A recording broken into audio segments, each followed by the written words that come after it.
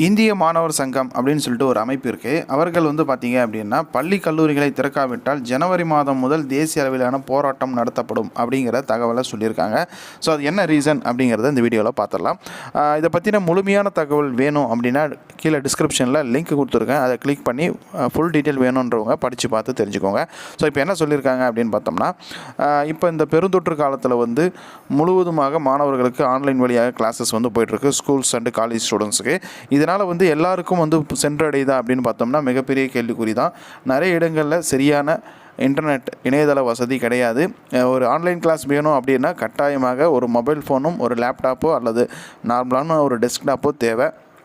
இது மூணுத்தில் ஏதாச்சும் ஒன்று தேவை. அது மட்டும் இல்லாமல் ஒரு நல்ல இன்டர்நெட் கனெக்ஷன் வேணும். இன்டர்நெட் கனெக்ஷன் இருந்தால், இணையதள வசதி இருந்தால் மட்டும்தான் அவர்களால் வந்து ஆன்லைன் கிளாஸ் அட்டன் பண்ண முடியும். ஸோ இது வரைக்கும் நடந்தது ஓகே, ஆனாலும் இனிமேலும் வந்து இது வந்து கண்டினியூ பண்ணக்கூடாது. ஏன்னா வந்து பார்த்திங்கன்னா பெரிய திரையரங்குகள், மால்கள், டாஸ்மார்க், நீச்சல் குளம், மெரினா பீச் எல்லாமே வந்து ஓப்பன் பண்ணிட்டாங்க.